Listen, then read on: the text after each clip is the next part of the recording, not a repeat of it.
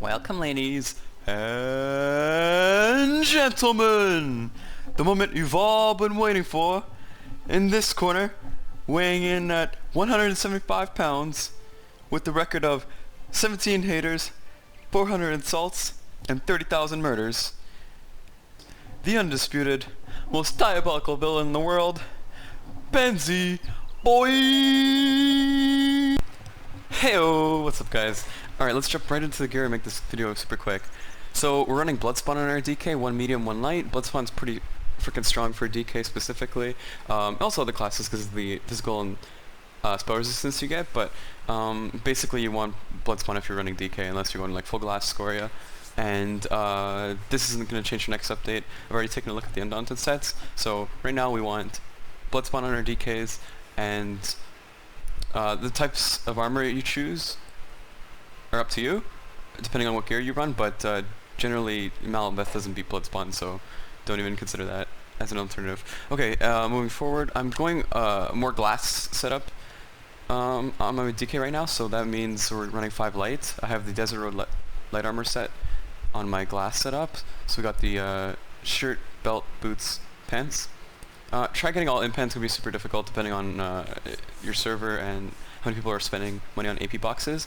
So generally, you're just going to have to get the pieces that you can find, and that might make you more squishy in Cyrodiil, depending on how much crit resistance you have.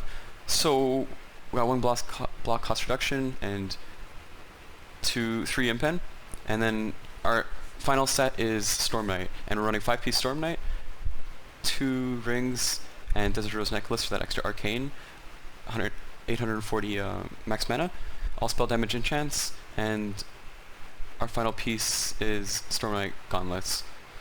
And, oh, sorry, the weapons also of the Storm Knight. So we got 2 weapons, 2 rings, and gloves of the Storm Knight, and 4 armor pieces, and the necklace of the Desert Rose. And rest of staff doesn't really matter. I'm not using, well, I think it actually does matter. Rest of staff you want to use Master Staff, if possible, and that'll be best in slot for your healing ward, and I don't know, if your proxy happens to pop on your resto bar, at least it'll do more damage. So, if you want to go tanky, which I strongly recommend, if you want to be more survivable in Cyrodiil, because let's say you're new to DK or something, you want to run Black Rose and Transmutation. That's my offset spec. That's what I first started using when I wasn't too familiar with DK, and I had so much success with it in terms of survivability and just out-sustaining my opponents, especially in Azura Star, the no CP campaign. So you want to consider running Transmutation 5-piece weapons and jewelry is what I did, just so that arcane trait or whatever it's called on all your jewelry pieces, and because Black Rose doesn't come in jewelry. And then 5 Black Rose armor pieces, it's all heavy, so you'll have increased healing, damage reduction, extra spell damage. You'll lose penetration. That's the only difference between light armor and heavy armor is penetration. 5,000 penetration, which is more or less 5% damage. Sometimes it's more, sometimes it's less.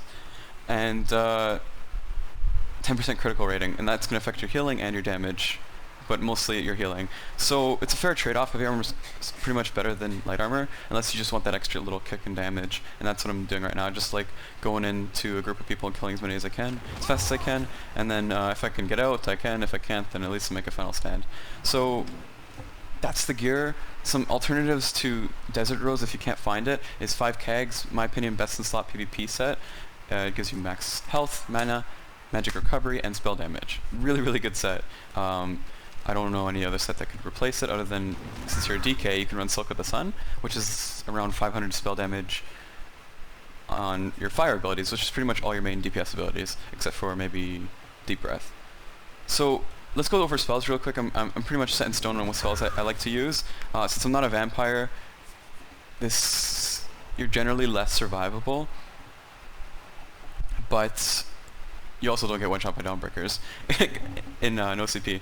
So if you, in my opinion, Vampire is required on all sword and shielded builds, because, like I've said in my old Templar video, the mitigation from shield passes plus the undeath passive from Vampire just makes you godly at low health. I don't know, if you're at 1 health, you used to be able to block 95% of damage or something ridiculous like that.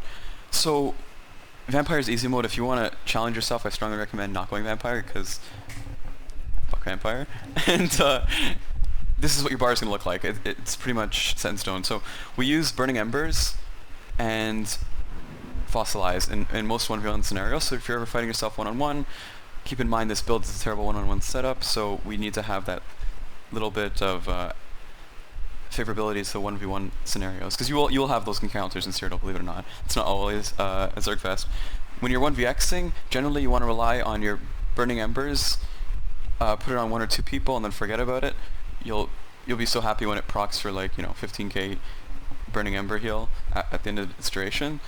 You want to use that Flame Lash for its 10k, it's almost 11k buffed, heal over 2 seconds, and generally just Burning Talons and Deep Breath spam for your AoE's DPS. Generally you can get you cast Deep Breath and get 2 Talons off, Deep Breath, 2 Talons off. Maybe you want to do Deep Breath, Reflect Talons, or rotate between these 3, but generally these 2 are used for 1v1s and Fossilize, and then these 3 spells are used for 1vx. I don't really use Ferocious Leap. I use it if there's like one person left and he's getting away because he's like a Botard or something like that.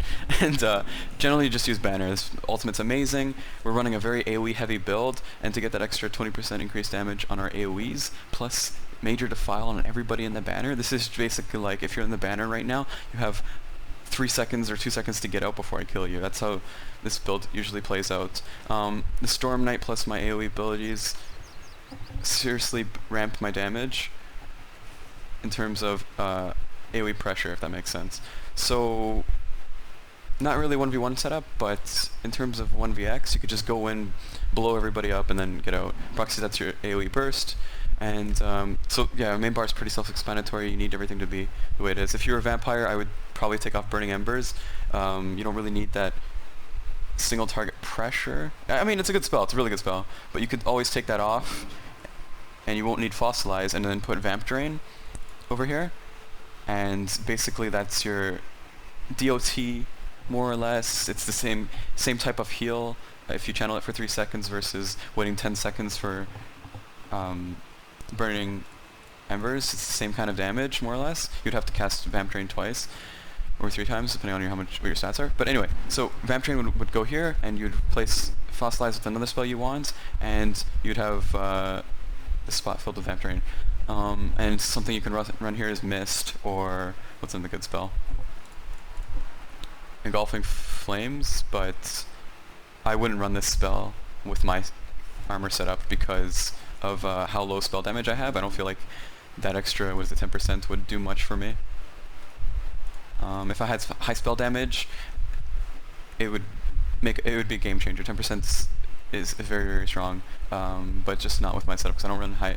This isn't a min-max build, so if you're looking for a min-max build, you'd probably run Transmutation or maybe a spell damage jewelry set like Willpower and 2 Torix Pact for your Sword and Shield. That's if you want more of a damage-oriented min-max build. And then instead of Desert Rose, you could run 5 Kegs or Silk of the Sun.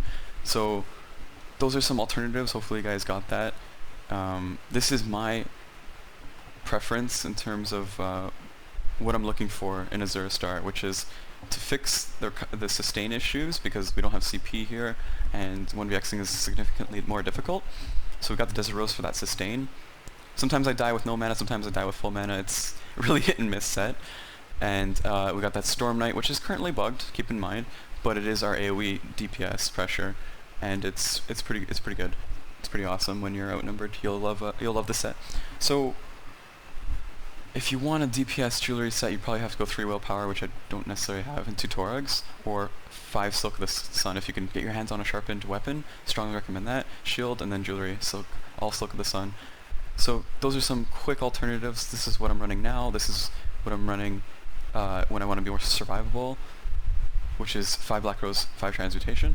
And we went through spells. Oh yeah, Volatile Armor. If you are running light armor, it's even more important to run Major and Minor Major, Resolve, and Ward, because that 5,280 spell and physical resistance is a game changer. As a light armor build, with shield you have 10.5 resistance, which basically gets put down to 0 if you get surprise attacked and that Nightblade is running sharpened on their main hander, which would reduce your resistance by 5,500, something like that. So 10.5k resistance is nothing. Don't think that's going to save you in any means. If a Nightblade does 1v1 you, or yeah, if a Nightblade does 1v1 you, you're basically looking at 0 resistance, and they're going to be doing 100% damage to you, or maybe more, depending on. I never really tested it, but you might be able to go 0, have negative resistance, and that'll probably screw you over. I haven't tested it though, so don't take my word for it.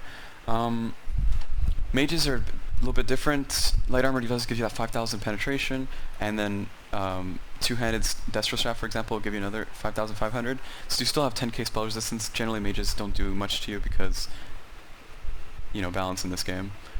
And okay, so that's my spells. That's my armor setup. Oh, CP. Okay.